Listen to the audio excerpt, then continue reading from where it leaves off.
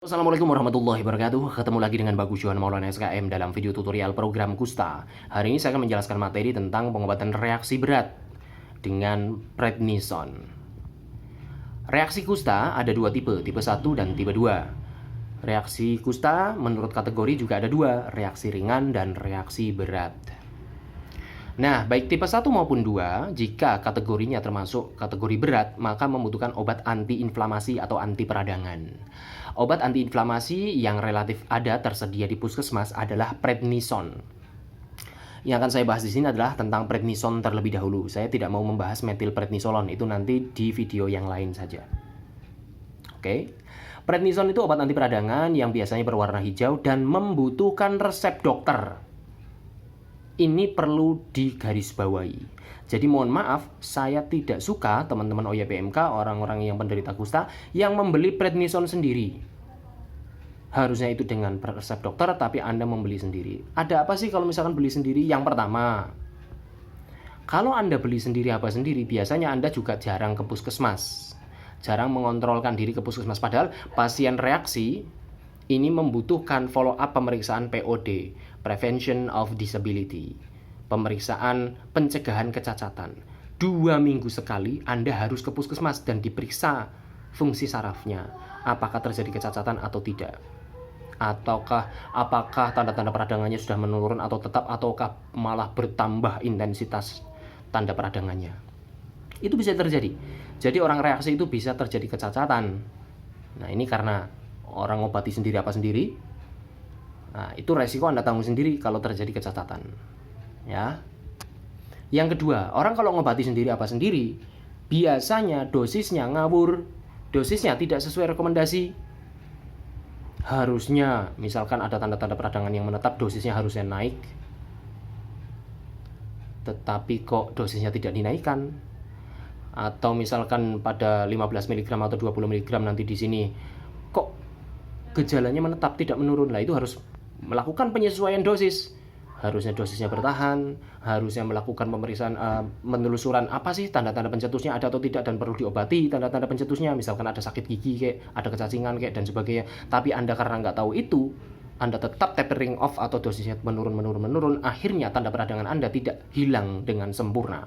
Jadi pengobatan reaksi yang tidak sesuai dosis, Anda benar-benar menanggung risiko satu kecacatan, tanda-tanda reaksi Anda tidak hilang, sehingga Anda harus mengulang pengobatan reaksi dengan prednison dari awal lagi. Ini teman-teman, penting sekali. Terus kalau misalkan reaksi, saya selalu menyarankan Anda ke puskesmas. Jadi jika Anda mengalami tanda-tanda reaksi, terus Anda biasanya kan konsul ke saya melalui Facebook, inbox, melalui komentar di YouTube dan sebagainya, seringkali saya merekomendasikan Anda untuk segera puskesmas. Jadi jangan jarak jauh, karena saya takut pemeriksaan saya melalui foto saja, melalui keluhan-keluhan Anda tidak objektif. Jadi saya takut salah mendiagnosa. Jadi sering banget saya menganjurkan Anda periksa jasa ke puskesmas, ketemu dengan tenaga kesehatan yang terlatih kusta, sehingga bisa diputuskan Anda itu benar-benar reaksi atau bukan. Saya sering sekali dikonsuli masalah reaksi. Jadi biar tidak salah, biasanya kalau saya misalkan mendiagnosa itu reaksi, lalu Anda malas ke puskesmas, Anda beli obat sendiri dan sendiri, itu saya tidak menganjurkan dan saya tidak ingin itu terjadi. Saya pengennya kalau kalian benar-benar reaksi, Anda konsul ke puskesmas dan diobati, dipantau POD-nya, pemeriksaan saraf 2 minggu sekali, dipantau pengobatannya sampai benar-benar tuntas. Jadi banyak pengobatan reaksi yang tidak tuntas gara-gara ya seenaknya sendiri dosisnya. Ini ya. Oke, sekarang saya akan menjelaskan dosisnya. Ini dosis prednison dulu ya. Ini dosis yang akan saya jelaskan adalah dosis yang teratur, yang rutin, yang umum, yang tidak ada keluhan apapun.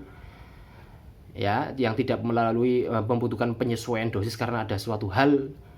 Ini adalah sebagai berikut. Yang pertama, dosis pertama yaitu 2 minggu pertama Anda minum 40 mg. Prednison itu 5 mg. Berarti kalau 40 mg berarti 8 butir. Sekali minum langsung 8 butir. Ini diminum pada minggu pertama sampai minggu kedua. Jadi 2 minggu pertama Anda minum 8 butir prednison setiap harinya. Lalu dosis kedua Anda minum 30 mg. Dibagi 5 berarti 6 butir, 6 tablet sekali minum 6 tablet. Ini diminum pada minggu ketiga sampai minggu keempat. Lalu 2 minggu ketiga Anda minum 20 mg alias 4 tablet setiap harinya, yaitu diminum pada minggu kelima sampai dengan minggu ke-6. Lalu dosis keempat atau 2 minggu keempat adalah minum 15 mg alias 3 tablet, diminum pada minggu ke-7 sampai ke-8. Lalu dosis kelima Anda minum 10 mg alias 2 tablet prednison setiap harinya, diminum pada minggu ke-9 sampai ke-10. Pada tahap ke-6 atau 2 minggu ke-6 Anda minum 5 mg alias 1 tablet prednison, ini diminum pada minggu ke-11 sampai minggu ke-12. Perhatikan, kalau dosis normal dan tidak ada keluhan-keluhan yang lain, stadium inflamasi juga tidak memanjang, kalau lancar semuanya, Anda akan selesai pengobatan prednison dalam 12 minggu alias berapa bulan? 3 bulan. Nah, gimana nih biar pengobatan reaksi sukses? Ya, Anda harus ke puskesmas, Anda harus melakukan POD, pemeriksaan Prevention of Disability, dipantau benar-benar apakah ini sudah layak dosisnya turun atau tidak. Jadi jangan menentukan sendiri, gitu guys. Demikian dulu pengobatan dengan metilprednisolon, dan dengan kelainan dosis yang lain, penyesuaian yang lain akan saya bahas pada video yang lain. Terima kasih. Assalamualaikum warahmatullahi wabarakatuh.